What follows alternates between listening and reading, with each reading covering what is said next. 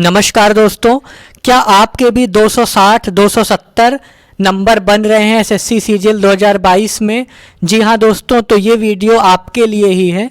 अगर आपके भी 260 से ऊपर नंबर बन रहे हैं तो बिल्कुल आपके मन में बहुत ढेर सारा कन्फ्यूज़न होगा कि आपको क्या कोई भी एक पोस्ट नहीं मिलेगी। कोई भी एक पोस्ट, ग्रेड पे से बिल्कुल भी मतलब नहीं है। पीए की, एसए की, क्लर्क लेवल की 2800 या 2400 ग्रेड पे की कोई भी एक पोस्ट मिल जाए। अब देखिए, इस वीडियो में मैं ऐसे कुछ पॉइंट्स रखूँगा आपके सामने जिन पॉइंट्स का ज़्यादा डिस्कशन इस बार यूट्यूब पे नहीं हुआ है। जी हाँ, देखिए, जब से आंसर की आई लोगों ने कंप्यूटर के मार्क्स अपने देखे और कंप्यूटर के सबके मार्क्स वायरल हुए, सब लोगों ने जाना, तो एक ही चीज़ को सिलेक्शन का क्राइटेरिया बना लिया गया। वो क्राइटेरिया है आपका सीपीटी, कंप्यूटर कट ऑफ। सब लोग कंप्यूटर में परेशान है, कंप्यूटर के नंबर इतने हैं, मेरे ज़्यादा हैं तो सिलेक्शन होगा, सिलेक्शन नहीं होगा। एक जो सबसे इम्पॉर्टेंट चीज़ थी वो आप भूल गए हैं, उसका बहुत बड़ा योगदान रहने वाला है। और बड़ा नहीं, मुझे लगता है कि 75%, जी हाँ 75% योगदान सिलेक्शन में आपका उसी चीज़ का रहने वाला है जो चीज़ मैं अभी यहाँ पर डिस्कस करने वाला हूँ। तो बने रहिए वीडियो में और वीडियो को स्किप मत करिएगा, क्योंकि मैं बेवजह की बातें करता नहीं हूँ, सिर्फ पॉइंट टू पॉइंट बातें करता हूँ और मुश्किल से 5 मिनट में वीडियो ख़त्म कर दूँगा। तो मेरे साथ बने रहिए, स्किप मत करिएगा। चलिए शुरू करता हूँ। देखिए दोस्तों, आपका जो कंप्यूटर का मार्क्स था सीपीटी, वो सिर्फ एक ट्रेलर था। जी हाँ, पूरी की पूरी फिल्म जो है अब रिलीज़ होगी। अब मतलब जब आपका 1-2 दिन में रिज़ल्ट आएगा तो उसके बाद उस रिज़ल्ट में आपकी फ़िल्म क्या है वो मैं आपको बताता हूँ। देखिए, अब तक उम्मीद है बहुत से लोग समझ गए होंगे और जो नहीं समझे हैं उनके लिए ये आ चुका है।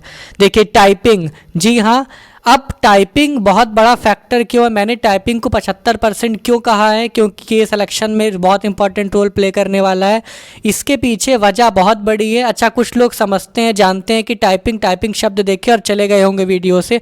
नहीं, मैं यहाँ पे कुछ अलग आपको दिखाने वाला हूँ कि टाइपिंग क्यों बहुत इंपॉर्टेंट रोल प्ले करने वाला है। देखिए, बहुत ध्यान से समझिएगा।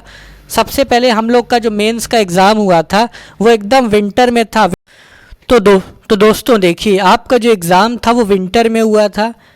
विंटर में होने का क्या मतलब है कि जो ब्लड होता है हमारे बॉडी में इतना तेज़ फ्लो नहीं होता, मतलब हाथ वगैरह जकड़े रहते हैं। और हम लोग दूसरी सिटी सेंटर गए थे, हम लोग का सेंटर बहुत कम ही का होम सिटी मिला हुआ था। तो इस तरह से हमारी इफ़िशियंसी जो है घट जाती है, आप सब जानते हैं। दूसरा जो बहुत इम्पॉर्टेंट पॉइंट है वो है ओनली 1 मंथ टाइम। जी हाँ, टाइपिंग एक ऐसी चीज़ है जो आपको 1-2 दिन में नहीं आएगी। 1 महीने तो सिर्फ आपका हाथ सेट होने में लग जाते हैं कि कौन सा अल्फ़ाबेट कहाँ पे है, लेफ़्ट हैंड से होगा या राइट हैंड से, किस फिंगर से होगा। बाकी उसमें एक्यूरेसी और एफिशिएंसी लाना बहुत बड़ी बात होती है, इतना आसान नहीं है।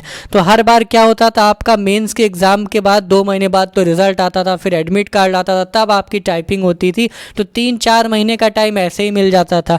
और इस बार की हम बात करें तो हम लोग को जो टाइम मिला 1 महीने से भी कम का, वो टाइम कैसा था? वो टाइम ऐसा था जब पीक पे विंटर चल रहा था। जी हाँ, दिसंबर में हमारा Tier 1 का एग्ज़ाम हुआ। उसके बाद बहुत से लोग जिन्होंने आंसर की देखी और उनको विश्वास हो गया कि उनका सिलेक्शन हो जाएगा, तो उन्होंने टाइपिंग स्टार्ट कर दी। उस समय विंटर का टाइम चल रहा था, इतनी एफिशिएंसी हमारी आ नहीं पाई टाइपिंग में। तो ये सब बात भी बहुत मैटर करेगी। इसके बाद जब आपने देखा होगा कि जब आप प्रेशर में होते हैं, आपका एग्ज़ाम अच्छा नहीं गया, मान लीजिए ऐसे ही आपको बहुत प्रेशर है कि आपका मार्क्स कम बन रहे हैं मेंस में, उसके तुरंत बाद आपकी 1 घंटे बाद टाइपिंग है, तो आप पे बहुत प्रेशर था कि अगर मैंने टाइपिंग पूरी नहीं की सही से तो मेरे मार्क्स उधर भी मेंस में भी ज़्यादा नहीं बन रहे, टाइपिंग हुए बाहर हो जाऊंगा। तो इस प्रेशर में हमारे हैंड करने लगे शिवर, कांपने लगे। इसके बाद पुअर क्वालिटी कीबोर्ड, जी हाँ, ये बहुत बड़ा मैटर बना है और मुझे लगता है रिज़ल्ट के बाद भी बनेगा। क्योंकि देखिए क्या होता है कि हर बार कितने कैंडिडेट सेलेक्ट होते थे, मुझे लगता है कि 25,000 नहीं 7,000 वैकेंसी, तो आपका मान लेता हूँ 40-50,000 बच्चे टाइपिंग के लिए फाइनली बचते थे। तो इतने कीबोर्ड आराम से अवेलेबल हो जाते थे और अवेलेबल के बाद एक्स्ट्रा भी बचते थे। तो जो कीबोर्ड स्टूडेंट्स को मिले अगर वो ख़राब है तो आप रिप्लेस कर सकते थे, क्योंकि एक्स्ट्रा अवेलेबल रहते थे सेंटर्स पे। लेकिन इस बार इतने ढेर सारे कैंडिडेट थे कि कीबोर्ड एक्स्ट्रा छोड़िए उतने ही नहीं पड़ रहे थे।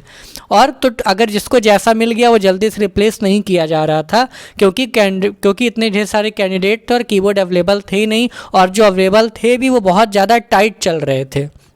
तो उम्मीद है आपको सारे पॉइंट समझ में आए होंगे। तो बस मुझे आपको वीडियो में यही बताना था कि टाइपिंग में जो लड़के, कुछ ऐसे बच्चे हैं जो 330 मार्क्स पाए हैं 390 में से। अब देखिए आप 390 में से 330 नंबर तो ला दिए क्योंकि पेपर भी इजी आया था, लेकिन टाइपिंग तो सेम था, जैसे हमेशा आता था वैसा ही रहता था, तो इतना आसान नहीं था। टाइपिंग में बहुत से बच्चे फेल होंगे डेफिनेटली। उसके बाद एक चीज़ और बताऊं, हर बार आपकी वैकेंसी होती थी लगभग 7,000 और बच्चे सेलेक्ट होते थे लगभग 1 लाख के करीब टीयर 1 में। तो इसका मतलब मेन जो कंपटीशन होता था वो 1 लाख बच्चों में होता था। 1 लाख बच्चे ही टाइपिंग में तैयारी करना शुरू करते रहे होंगे अगर उनका मेंस अच्छा जाता रहा होगा। लेकिन इस बार 3-3.5 लाख से ज़्यादा बच्चे थे सर जो कि सेलेक्ट हुए टीयर 2 के लिए। लेकिन जो आपका ओरिजिनल टाइपिंग जानते थे पहले से, वो बच्चे तो आज भी उतने ही थे जो पहले रहते थे। मतलब जो एक्स्ट्रा कैंडिडेट हैं उनको टाइपिंग सीखने का ज़्यादा समय मिला ही नहीं है। ये बात बहुत इंपॉर्टेंट है, इसको समझ लीजिए। तो टाइपिंग में बहुत बच्चे फेल होने वाले हैं,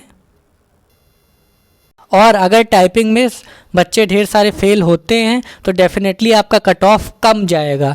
लेकिन रुक जाइए, कट ऑफ कम तब जाएगा जब सारी वैकेंसी फिल करी जाए। मैंने अब तक जितने वीडियोस बनाए हैं इस एग्ज़ाम से रिलेटेड, सब में ये बात बोली है कि सब कुछ इस बात पे डिपेंड करेगा कि आपकी वैकेंसी सारी फिल करी जाती है कि नहीं।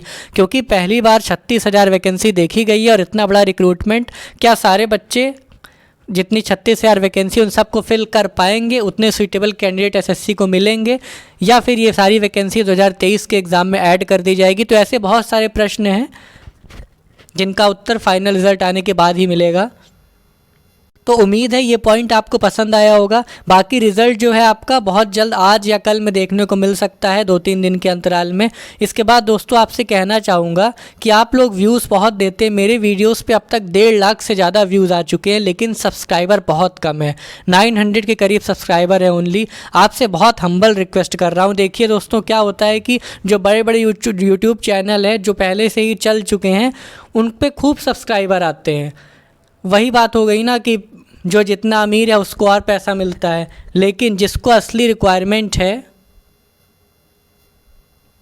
जो इम्पॉर्टेंट पॉइंट्स उठा के रख रहा है, उन पे सब्सक्राइबर नहीं आते हैं। दोस्तों आपसे रिक्वेस्ट है कि अगर आपको वीडियो लगा हो कि, मतलब मैं ऐसे नहीं कह रहा हूँ कि आप बस आइए जो भी देखे उसको सब्सक्राइब कर दे। अगर आपको लगा हो, जी यहाँ आपको कुछ कहने की ज़रूरत नहीं है, अगर आपको मन में लगा हो कि सब्सक्राइब करने लायक था ये, क्योंकि आज के टाइम में जितने कैंडिडेट्स है देख रहे हैं भाई, वो एग्ज़ाम देकर आए हैं, क्वालिफाइड हैं, टीयर 1 क्वालिफाई करके आए हैं और टीयर 2 क्वालिफाई करने की कगार पे खड़े हुए हैं।